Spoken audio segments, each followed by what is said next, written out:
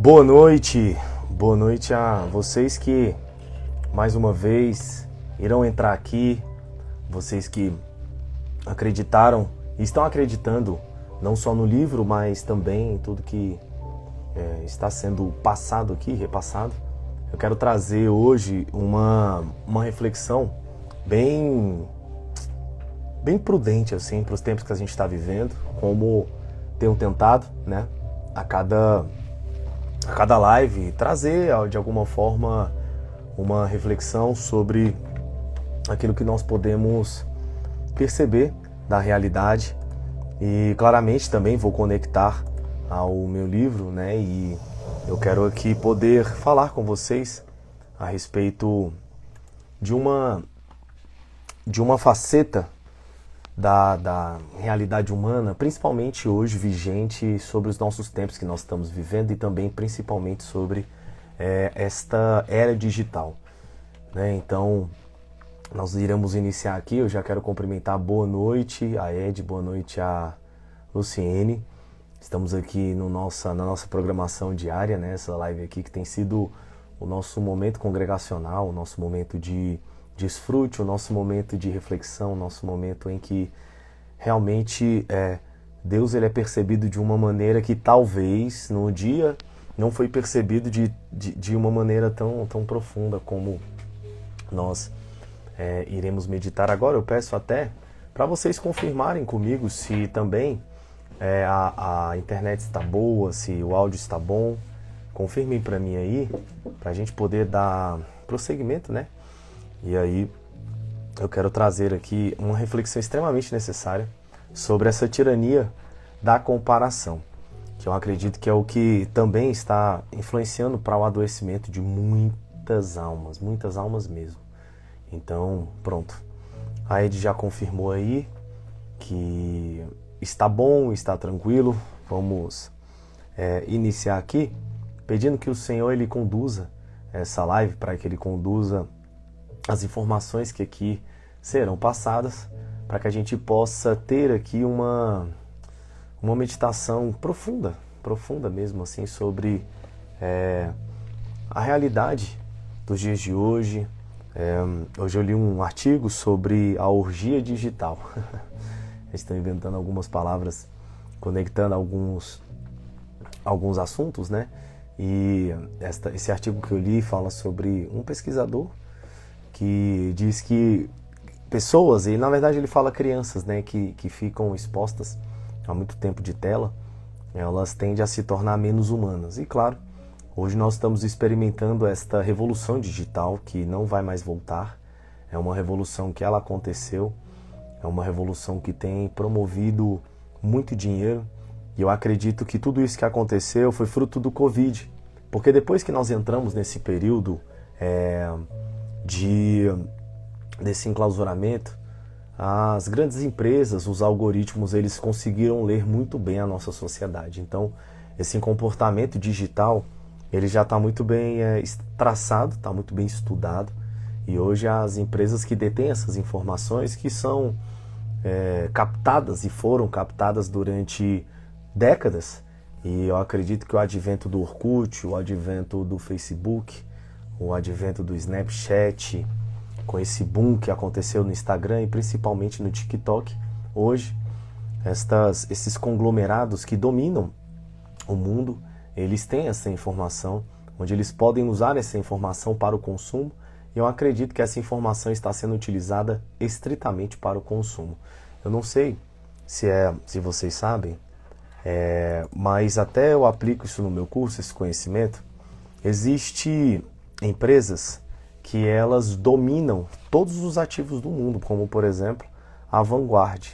Eu tenho aqui na minha lista aqui das maiores empresas que eu acompanho, e você vê aqui que tem empresas como por exemplo JP Morgan, você tem Tesla, você tem a Alphabet, você tem a Amazon, você tem a Microsoft, você tem a Apple. É impressionante que esse grupo aqui, ele faz parte de um conglomerado, e a gente vê que esse conglomerado, ele obtém a grande parte das ações das maiores empresas do mundo. Então, se você pegar As maiores empresas, os maiores conglomerados que existem no mundo, basicamente os 10 primeiros acionistas, os que detêm a maior parte, eles são os mesmos em todas as empresas. Então a gente percebe que eles conseguem deter um domínio econômico, um domínio monetário e também, né, um domínio de almas. E eu acho isso impressionante porque quando a gente acompanha todo o percurso do século para onde ele veio desaguar, nós entendemos que hoje nós estamos vivendo em uma era onde estritamente o ser humano ele é comercial. Então o ser humano ele pensa o tempo inteiro em comércio, ele pensa o tempo inteiro em como ele pode vender e principalmente exposto aos anúncios como que ele pode comprar. E acaba que o próprio ser humano ele se transforma no maior produto, porque de fato se ele detém o dinheiro, ele tem um domínio sobre o dinheiro. Então, para que eu tome o dinheiro, para que eu consiga transformar o meu produto em uma venda, eu preciso trazer a mente desse consumidor para mim. E hoje nós vemos essa revolução digital fazendo isso. Então nós temos uma engenharia social que toda essa ganância, toda essa tentativa de ter mais, de obter mais, está fazendo com que a nossa sociedade se escravize. E quando eu estava pensando sobre o que nós poderíamos falar, ontem nós tivemos uma live aqui onde eu pude falar um pouco da minha história, e nós vamos acompanhando aqui diversos temas, e eu sempre estou conectando esses temas com o meu livro, porque de fato tudo isso que eu estou falando está aqui, colocado aqui no livro. E na página 139 eu trato um tema que se chama O Real se Realiza, onde eu falo que existem mundos criados dentro de nós que são fantasias em relação à realidade vivida. Você pode ter feito uma escolha com a mais pura intenção diante da possibilidade que vivia naquele momento, com toda a projeção possível dentro do amor que você conseguia discernir naquela época. E hoje toda essa realidade criada para dentro, ela está desconexa com o mundo externo. Vamos começar aqui já esmiuçando esse pensamento, que é quando você cria essa realidade para dentro de você, e você criando essa realidade com a intenção pura, você cria uma realidade diante da consciência que você tem do amor àquela época. Só que passa um tempo que a sua realidade que você cria para dentro, ela se transforma numa fantasia, porque ela não se comunica mais com a realidade externa. E aqui, quem percebe no estudo do livro vai ver que este capítulo aqui, ele inicia lá na página 133, que é o capítulo 7, que é onde eu faço a pergunta: quem eu me tornei? E esse real que se realiza, não tendo essa correspondência com o mundo externo, todas as vezes que você cria essa realidade que ela não se comunica com o mundo externo, essa realidade que está dentro, estou falando da realidade que está dentro, ela não se comunica com o mundo externo, você começa a entrar em uma esquizofrenia existencial. Eu quero citar um exemplo que eu recebi hoje, porque eu tenho, como eu falo, né, a mensagem vem sendo construída durante o meu dia. E um amigo meu, pastor, que inclusive é homossexual, é casado, ele me mandou uma mensagem. Ele entrou em coma, eu acompanhei, ele ficou, se eu não me engano, ele ficou 20 e alguns dias em coma. E você pode estranhar: Danilo, um pastor homossexual? Sim, olha só. E o que isso tem a ver com a tirania da comparação? Vamos lá, tenha calma que a gente vai chegar no crescimento e no desenvolver desse pensamento. Esse meu amigo, quando eu fui ministrar o meu DVD, se eu não me engano, O Poder da Sombra, a filha dele, que hoje tem 25 anos, ela cantou no meu DVD. E aí foi quando eu conheci ele.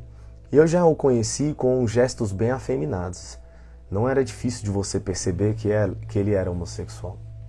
E aí ele vivia aquela dicotomia, onde a realidade dentro dele não se comunicava com a realidade fora.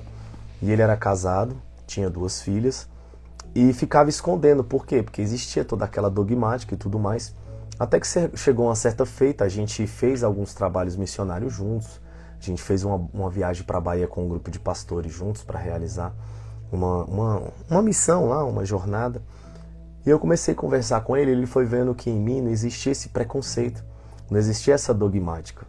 E basicamente eu fui o incentivando a ele transformar a realidade de dentro, trazê-la para fora. Eu quero agora pular a grande parte, que isso demorou alguns anos. Depois de muitos anos, brigas, ele conta isso no testemunho dele que está no YouTube, estava até assistindo hoje. Ele com muitas brigas com a ex-esposa dele, agressões, enfim. Ele abriu mão, claro, da Assembleia de Deus, que não aceita, né, a homossexualidade. Para eles a homossexualidade é um ato diabólico e merece ser condenado ao inferno, enfim. E aí ele saiu da Assembleia de Deus e tudo mais, enfim, foi seguindo. E aí demorou ele se assumir e agora ele se assumiu. Ele é casado e agora ele ficou em coma e estava contando o testemunho dele do que aconteceu. Então, quando você cria uma realidade para dentro de você, que ela não se comunica com a parte de fora, você vive uma esquizofrenia. Essa esquizofrenia que você vive, ela adoece. Porque você não consegue se conectar com o mundo que está de fora, porque o mundo que está de fora acaba sendo uma hipocrisia sobre aquilo que você vive para dentro de você. E é claro que aqui, quando eu falo no livro, olha só, eu digo o seguinte: é como se o mundo vive presente hoje fosse uma esquizofrenia diante daquilo que um dia foi idealizado. Assim, a própria realidade se torna punição da fantasia gerada na mais pura consciência. E nós somos seres que fantasiamos projeções, como se a realidade ainda desconexa com a imaginação tivesse que obedecer o poder da intenção. Hoje eu recebi uma mensagem de uma querida falando sobre a intenção, falando sobre a intuição, né? E eu digo que a intuição, ela é a mente do espírito. As pessoas, elas rejeitam muito a mente e rejeitam muito a intuição. A mente, ela não está no cérebro, tá? A mente e o cérebro não são a mesma coisa. O cérebro é somente um órgão que processa impulsos elétricos. A mente, ela está para além do cérebro. E eu já falei desse livro aqui, é um livro que não é nada famoso, é um livro de 2 professores da UNB que eu comprei em uma feira cultural aqui em Brasília, que é de uma profundidade que eu ainda não encontrei um livro que fala sobre essa temática. Inclusive, eu nem sabia que existe essa vertente do conhecimento que estuda somente a mente. Eu até esqueci qual é o nome. Eles falam aqui a filosofia da mente. Não é só a filosofia da mente, mas enfim. Então, a intuição é esta forma de você pensar pelo espírito. E o espírito, ele não é temporal. Ele não está preso no tempo. Então, o seu espírito, ele está amplo em todas as dimensões, em todas as estruturas temporais, passado, presente e futuro se tornam o agora para o seu espírito. Só que quando ele se condensa no seu corpo, você tem essa limitação de temporalidade. Então você não consegue dimensionar tudo. Então como que o espírito se comunica com nós? Através também da intuição. E aí vem uma intuição já avisando um caminho, já avisando um acontecimento que você ainda não viveu, porque você está preso, está presa nessa faixa temporal. E aí então onde você precisa se conectar com essa mente, se conectar com essa sua intuição para que você possa viver também somente não só por aquilo que você vê, mas principalmente por aquilo que você sente. Então nessa maneira como você sente e percebe o mundo intuitivo, você entende que existe uma realidade para dentro de você. E essa realidade para dentro, ela é a mais importante. Porque essa realidade, ela vai se comunicar diretamente com o seu eixo existencial. Ela vai se comunicar com a sua saúde espiritual. Você vai entender o mundo a partir do início, a partir de você. Então você não vai querer estabelecer primeiro conexões externas para se conectar para dentro de você. O contrário, você primeiro estabelece esse mundo interno para depois se conectar com o mundo externo. Ontem no meu aniversário, estava tendo aqui muitas brincadeiras e tudo mais, e minha irmã estava brincando aqui falando que eu sou autista, né? Porque ela diz que eu vivo num mundo paralelo. Tanto que quando as pessoas vêm falar comigo, eu estou concentrado em algo, eu não presto atenção no que está acontecendo ali. E aí eles falam algumas coisas, dão alguns recados e eu não presto atenção. E depois eu vou perguntar algo que eles já me falaram. Mas eu considero isso um hiperfoco. Eu considero que onde está a minha atenção, ali também está o meu coração. Então, por exemplo, eu chego na academia para treinar, acabou, minha mente fica extremamente focada no meu treino, fica extremamente focada no meu exercício, fica extremamente focada na minha respiração, porque aonde o meu corpo está, o meu coração também está. E é muito difícil você estabelecer essa conexão. Eu posso dizer que pessoas demoram muitos anos ou pouquíssimas pessoas alcançam isso. Você só alcança isso através da meditação, quando você consegue unir a sua consciência com o seu corpo. Então você não coloca o seu corpo onde sua consciência não está. Isso é muito importante. Isso é importante quando você se coloca à disposição para se relacionar, você se coloca à disposição para um beijo, para um abraço, para um sexo, para uma viagem, seja o que for. Se você não conecta a sua consciência ao seu corpo, você vai perceber que vai existir muitos choques entre o seu corpo e a sua consciência. Você vai ver que o tempo inteiro a sua mente está degladiando com o seu corpo. E lembra que eu estava falando desse meu amigo que é homossexual e agora que se assumiu?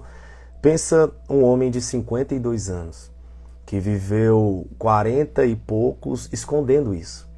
Imagina agora tudo que ele está vivendo sem as marcas da religião, sem as marcas do preconceito. Inclusive ele me mandou uma mensagem quando ele voltar para Brasília. Ele vai me visitar e eu prometo fazer uma live com ele. Pronto, uma ideia. Vamos fazer uma live sobre esse tema. E aí quando eu falo que o real se realiza, olha só, o real se realiza dentro de você. A partir do momento que você percebe, esse mundo já aconteceu. Então, quando eu falo no terceiro parágrafo desse capítulo que eu digo, o primeiro mundo possível a ser gerado está para dentro de nós. Somente a partir deste momento teremos a plena relação de concordância com aquilo que estamos nos relacionando. Você pode ter feito um compromisso, uma promessa, e com o passar do tempo, toda a tua realidade esteja vivendo essa dicotomia entre o mundo criado dentro de si e a dimensão gerada para fora. Se não houver uma concordância entre esses dois mundos, dor e sofrimento serão ingredientes diários desta relação. Então, nós vemos que às vezes você pode ter tomado uma decisão para estar namorando, para estar casado, só que aquela decisão que você tomou com inocência, com pureza, ela não se conecta mais com sua realidade, porque a convivência revelou para você que vocês não são compatíveis, que não há concordância de propósito, que não há igualdade, enfim, não houve esse encaixe. Só que se você tiver já essa fantasia de que uma hora vai mudar, de que realmente vai acontecer algo para resgatar, vai acontecer uma epifania, uma clarevidência para que toda essa relação mude, para que toda essa estrutura mude, você começa a sofrer. Você sofre porque existe uma realidade que está para dentro de você, que não se comunica com a realidade de fora. E aí é sofrimento, é dor. Porque você passa a viver essa esquizofrenia se degladiando. Você começa a se punir por não poder estar vivendo aquilo que está para dentro de você. E aí começam os atrofiamentos de sonhos. E é impressionante que o sonho, primeiro, ele precisa ser expandido para dentro de você. Então esse sonho ele precisa ser conquistado dentro de você. Ele precisa ganhar razão, ele precisa ganhar energia, ele precisa ganhar alimento para dentro de você. Porque se esse sonho que você tem, esse ideal, ele não for alimentado, ele não for acreditado, acaba que você vai sendo colocada ou colocado a uma realidade que te faz cada vez mais desacreditar sobre aquilo que você pensava ser real. E aí começa as crises existenciais. O que é a crise existencial? Essa crise de existência. Porque a sua existência passa a não ter significado. A existência de um ser que vive assim, ela passa a não ter uma âncora, um fundamento, ela passa a não ter uma raiz. Eu continuo dizendo que a nossa realidade sempre estará aquém daquilo que imaginamos. Porém, ainda que na imaginação tenhamos o melhor dos mundos, jamais a fantasia será tão intensa quanto a vida vivida. Viver em plenitude pode ser uma utopia para muitos, mas para aquele que espera, até mesmo contra a esperança, viver se torna um processo de acreditar naquilo que se intenciona. Por isso, a intenção é o único mundo possível a ser sustentado, mesmo que a realidade pareça estar com os dias comprometidos. esse parágrafo aqui ele salva. E esse livro ele tem centenas de parágrafos que podem ser capturados pelo leitor e resolver uma vida inteira. Pode resolver um caminho de morte, pode resolver uma dúvida existencial, pode resolver um trauma, uma depressão. Olha a verdade que está escondida aqui, dizendo que viver em plenitude pode ser utopia. E eu faço essa comparação já na minha mente, pensando, quando o Senhor diz lá em João 10 que Ele veio para dar vida em uma vida em abundância, né?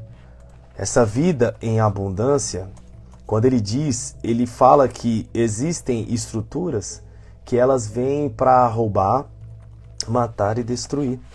Porém, Ele, quando vem e entrega vida, Ele entrega vida em abundância. E o abundante está na intenção. E eu continuo dizendo que esta abundância, ela é essa plenitude que você vive, até mesmo quando a esperança tem que ser contra a própria esperança. E viver se torna esse processo de acreditar naquilo que se intenciona. Por isso a intenção, sendo esse mundo possível sustentado por mim, ele vai contra até mesmo a realidade que está comprometida pela pobreza, pela falência, pela dor. Então eu crio um mundo dentro de mim, e esse mundo sendo verdade dentro de mim, ele vai ganhando dimensão, tamanha que eu passo a dar vida nessa intenção. Essa vida ela se torna existencial para mim. E aí então a minha vida corporal, orgânica, ganha abundância na minha vida intencional. Fui claro? Se eu fui claro, manda coraçãozinho aí para eu continuar.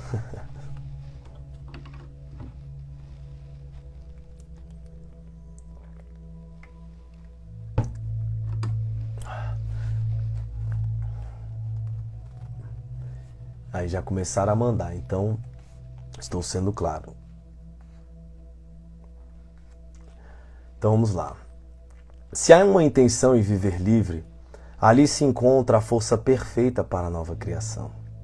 Apegar-se em estruturas do passado como alimento da força diária é o mesmo que caminhar um dia inteiro e correr uma semana para trás. Mesmo na força contínua do progresso diário, sempre haverá um movimento mais intenso na captura daquilo que um dia foi real.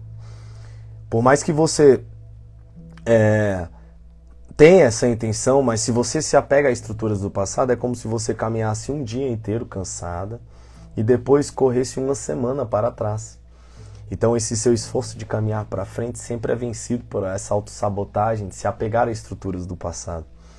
E mesmo que você tenha essa força contínua do progresso, você sempre haverá na sua vida um movimento muito mais intenso do que aquilo que um dia foi real.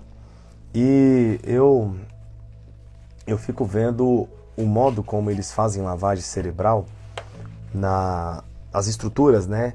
Fazem lavagem cerebral sobre os súditos que acreditam nessas estruturas, ficam apegando pessoas a o que um dia elas viveram. Então, é como se uma decisão que você tomasse, ela tivesse que respeitar até mesmo a realidade que se cria contra aquela intenção. Exemplo, quando você se relaciona, você se casa, namora, para amar, ser amada, para ser entendida, para ser respeitada, para compartilhar a vida. Só que a sua realidade pode não estar mais comunicando nessa intenção. Só que eles ficam apegando as pessoas sobre o peso daquela intenção lá atrás, dizendo que não pode mais haver uma mudança. E aí onde eles se apegam lá, por exemplo, a versículos que dizem que a mulher que separa, que divorcia, não pode mais casar, que ela vai ser para sempre adúltera, enfim. E aí ficam forçando pessoas a estarem em estruturas que negam até mesmo a própria saúde existencial do ser. E aqui chegando no ápice do cerne da mensagem, quando eu falo da tirania da comparação, eu falo justamente isso. Quando você começa a viver essa realidade que não concorda mais com o seu espírito, e aí então há as comparações. Porque a comparação é literalmente se colocar ao lado.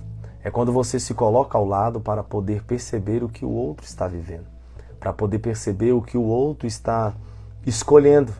E a partir de então você passa a basear as suas decisões de acordo com as decisões do outro, de acordo com as decisões que foram tomadas pelo estranho, pelo vizinho, pelo alheio ou pelo próximo. E aí a realidade dele, talvez, sendo demonstrada, sendo divulgada, não se comunica com a verdadeira realidade que está lá dentro. Às vezes até um sorriso aparente que você esteja se comparando com o outro, como se o outro estivesse sorrindo melhor, estivesse comendo melhor, estivesse parecendo melhor. Talvez você esteja se comparando com pessoas que estão com o sepulcro caiado, pessoas que estão vivendo de aparência. E aí quando você se compara com estruturas que são só aparentes, você passa a evidenciar na sua vida somente a aparência. Então essa tirania que coloca os seres em comparação, é essa tirania que o tempo inteiro estão se modulando e se medindo pela concorrência. Então essa concorrência, ela fala, lembra que eu iniciei falando lá no início do comércio, essa concorrência que fala da compra e da venda, o tempo inteiro as pessoas estão se colocando como produto para serem aceitas, para serem entendidas, para serem ouvidas. É muito difícil você trazer uma pessoa que já está apegada neste mundo virtual, neste mundo supérfluo, neste mundo de superfície, para uma profundidade, para que ela entenda, esta pessoa entenda, que a vida ela não acontece nessa farsa. A vida realmente ela é vivida de um modo existencial. E aí vem as comparações, onde são comparações que obedecem a padrões. São comparações que obedecem a estruturas que estão sendo mantidas por um interesse comercial, por um interesse de propaganda, por um interesse de divulgação. Porque enquanto o homem ele tem muito, cada vez ele quer ter mais. E quando você vê já empresas, pessoas que têm, quanto mais elas têm, mais elas querem ter. Justamente por essa tentativa de querer ampliar as suas posses para que possa sobreviver ao dia mau. E aí você vê pessoas que se colocam nessa disposição de manter uma aparência, de manter uma estrutura. E hoje eu estou numa rede social que é quase que 100% mantida somente por aparência.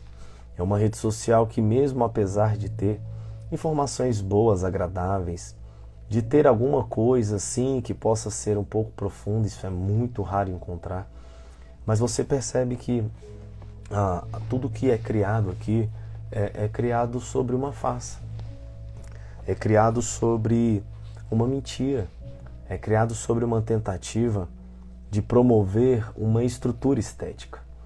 E isto, quando as pessoas estão recebendo essas mensagens, recebendo essas imagens, recebendo esses vídeos, elas estão se comparando o tempo inteiro, estão se comparando com o número de seguidores, estão se comparando com compartilhamento, estão se comparando com visualizações, estão se comparando com estruturas de corpos, estão se comparando com posses, estão se comparando o tempo inteiro. E essas comparações, elas tiram a evidência do ser. Essas comparações, elas retiram a autonomia da alma. Porque quando a comparação vem, ela estabelece uma tirania no ser. E ela começa já desde criança, quando o filho é comparado com aquele que tira uma nota melhor, quando a criança é comparada com outra criança que se comporta de maneira diferente, quando as pessoas mesmo, os jovens, os adultos, os pais são comparados com cases de sucesso, com modelos que estão aí sendo colocados como alguém para ser seguido. E eu vejo os ídolos desta geração, eu me sinto assim como as músicas do Renato Russo, sabe? Quando você vê os ídolos que essa geração ela segue, como as pessoas estão nesse efeito manada, né, de acreditarem em ventos, de não terem a mínima profundidade de investigar o pensamento, de investigar realmente a realidade, de investigar a si mesmo. de investigar o real motivo de estar aqui, de investigar as intenções, de investigar os desejos, de investigar o propósito da vida, de investigar o porquê estão correndo atrás do que estão correndo. E a gente vê hoje essa corrida desenfreada, essa busca que vai ficar pior, o mundo vai ficar muito ruim mesmo, sabe? Cada vez mais as pessoas nessa corrida para terem, a criminalidade é aumentando, né? Porque as pessoas elas ficam com essa ânsia de querer ter o que o outro tem. E eu percebo isso nessas modulações que as pessoas se colocam quando observam o próximo. E para a gente encerrar, tem lá no Pentateuco, né, os 10 mandamentos, meu olho tá e o óculos está aqui do lado. Essa luz aqui ela começa a doer minha vista. A gente percebe que lá nos 10 mandamentos, quando há uma ordem, né, que ela vem para o nível da consciência, que diz para você não cobiçar a mulher, a fazenda, o gado do teu próximo, é justamente isso, para você não se colocar nessa tirania da comparação, para você entender que o que você tem te basta, sabendo que aquilo que você tem não fala só de mérito. Nós vamos falar depois da tirania do mérito, eu estou falando da tirania da comparação. E até mesmo a palavra meritocracia, ela foi incluída no vocabulário americano na década de 50. E quando nós vemos as pessoas que se acumulam em fortunas, né? A etimologia da palavra fortuna vem justamente sobre isso, fortuito. Então hoje até mesmo as grandes fortunas que as pessoas admiram, elas não são frutos somente de esforço, não. Elas são frutos de casos fortuitos. A pessoa estava na hora certa, no local certo, na situação certa. Eu gosto muito desse livro A Tirania do Mérito, quando, por exemplo, ele trata cases de sucesso, né, como Obama, presidentes que são considerados pessoas que saíram de baixo e estão sendo evidenciadas na sociedade porque lutaram. Não. Quando você percebe, por exemplo, no futebol, os astros que nós temos, se esse astro tivesse nascido no século passado, ele não seria um astro, porque a sociedade do século passado ou do século retrasado não gostava de futebol. Então você percebe que ele ter nascido no ambiente em que nasceu, ser um caso dentre bilhões, as pessoas tomam que ele se esforçou, que ele realmente merece aquilo, e essa palavra meritocracia, ela se torna uma tirania, ela se torna uma força de coerção, onde as pessoas acreditam que realmente pelo trabalho, pelo esforço, elas têm que deter a riqueza, como se a riqueza fosse justamente fruto do esforço. E a riqueza, de fato, ela é fruto de uma qualidade existencial. É a maneira como que você percebe e vê o mundo. Essa maneira que você percebe e vê o mundo, ela se dimensiona para dentro de você. De modo que você não precisa do olhar de cobiça para se comparar. Você tem um olhar de entendimento de quem você é no mundo. A partir de então, você tendo esse entendimento de que você é do mundo, você se satisfaz com Deus, porque você entende que o processo que você está vivendo é necessário. Então, tem um salmo de Asaf que eu acho lindo, cara, o coração de Asaf. Lá no Salmo 70, né, 71, 72, quando ele começa a se comparar. E Asaf, ele olha para o ímpio, né, que ele chama de ímpio, aquele que não cria no Deus invisível, aquele que não era monoteísta, enfim.